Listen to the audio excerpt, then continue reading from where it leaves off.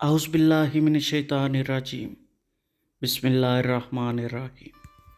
इल्लामा इकबाल रहमतुल्लाह अलैह फरमाते हैं कि मैं रोज़ सुबह तिलावत कुरान पाक किया करता था। मेरे वालिद साहब शेख नूर मोहम्मद अक्सर मेरे पास से गुज़रा करते थे।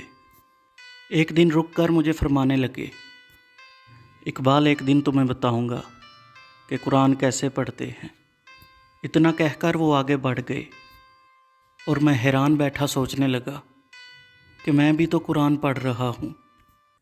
कुछ दिन बाद मैं इसी तरह तिलावत कर रहा था कि मेरे वालिद साहब मेरे पास रुके।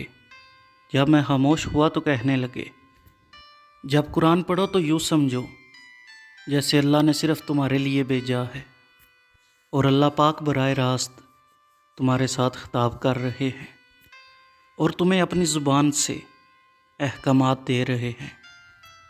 जब इस कैफियत के साथ कुरान पढ़ोगे कि कुरान का मुखातिब अल्लाह है तो फिर तुम्हें इसकी लज्जत मिलेगी।